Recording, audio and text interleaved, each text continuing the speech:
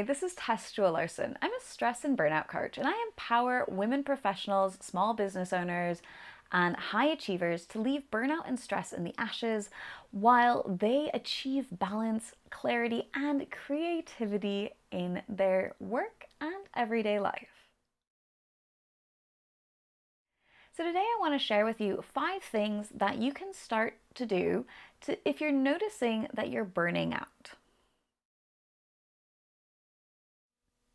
The first thing is to establish a supportive and healthy conversation with yourself. So often we practice communicating with other people and we completely forget that it's really actually very important for us to also practice and communicate with ourselves. And in a way that is supportive, it's healthy, it boosts us up instead of taking us down. We can be very negative towards ourselves. And we need to start flipping this conversation. We need to start noticing, okay, I am being negative to myself. How can I change that? How can I be that best friend? And then also asking yourself the important questions like, what are my dreams? What are my hopes? What do I want my life to look like? What do I want it to look like on a day-to-day basis? What do I want my body to feel like? What do I want my relationships to look like? Right? All of these different things. Having this healthy conversation is really important, and knowing where you want to be, but then also acknowledging where you are now with compassion. Very important, right? Meeting yourself where you're at, noticing where you're at, not judging that, just saying, okay, this is where I am at now, letting it have the space that it needs, and then taking one step at a time to start making progression towards where you want to be. And always, always, always meeting yourself with compassion. Be your best friend.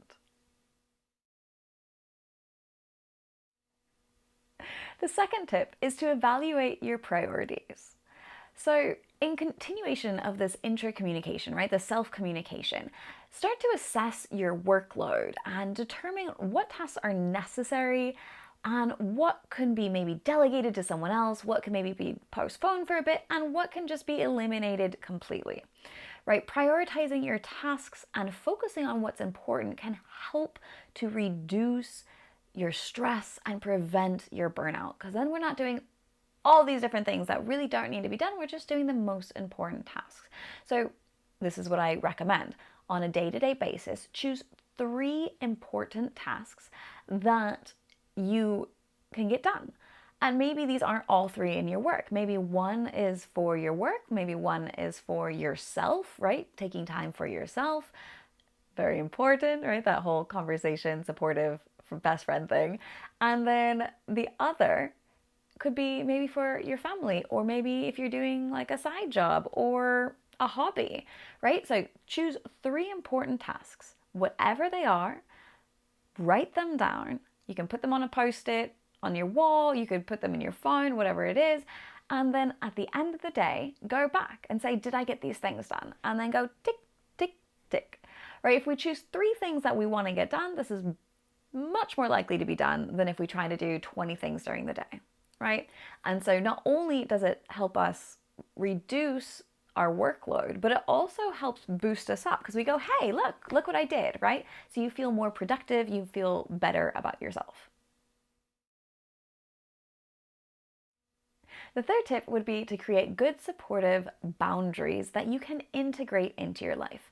We talk a lot about work-life balance, but I like more to focus on work-life integration, right? Things that we can integrate into our everyday. And what I suggest with this is start small, especially if you don't have many boundaries to start off with and you're just like all over the place. I understand, I was there. Choose one thing, one small thing that you can start integrating into your everyday. So for me, that was not responding to emails after hours. Okay, this was huge for me because I would constantly be going back to emails and be like, oh my gosh, I have to respond right immediately. As soon as I started saying, no, I'm not going to respond after hours, then this started opening up the idea that, hey, my after work time is valuable for me. Look at all these other things I'm able to do. And look at all this headspace I'm giving myself. And not to mention, it also showed me that life continued on if those emails were not responded to absolutely immediately.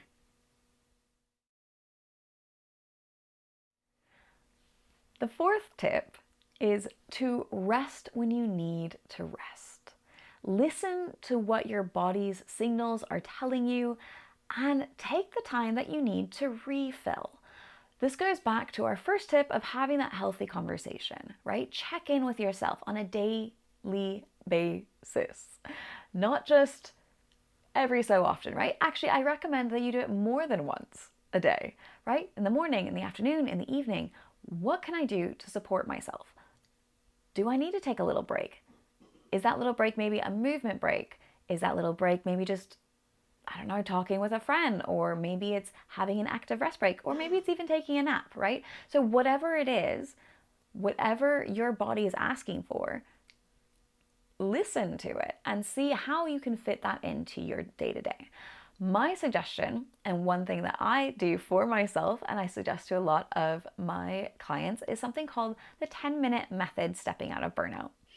And this method is great because it shows that you can make huge progression in your life by giving back to yourself just 10 minutes a day. And these 10 minutes a day, while it doesn't seem a lot, right? You might be thinking 10 minutes, what is that actually going to do for me? It does loads, because it gives yourself that time to disconnect, to rest every single day, which is much better than if we just push until the weekend or until some who knows when holiday, right? And then you're just completely burnt out, right? This is constantly filling yourself back up, making sure that you're not burning out and you're restockpiling the wood on your fire. My last tip is to enjoy the journey. So often we get caught up in what our goal is, right? So if you own a business, for example, you know, what you want your business to look like, or if you're working on a certain project for, you know, someone else, you know, what that project should look like. Or maybe it's a holiday, like you're working towards making enough money so you can go on this holiday. Whatever it is, we look at the end goal and we forget to enjoy the everyday, right? And the everyday is beautiful. The everyday is where we find those nuances that keep us happy, that keep us uplifted. And yes, there are down moments, right? But there's a lot of good moments as well. So it's reminding ourselves to come back into the present moment, to acknowledge where we're at without judgment, and be happy that we're here, be happy that we're part of this journey. I truly hope that these 5 tips were useful for you. And if you ever want any extra guidance or support, please don't hesitate to reach out, send me a message. You can either book a call with me on my website, tessjewell-larsen.coach, or you can send me a DM through social media. I'm on Instagram, Facebook, LinkedIn.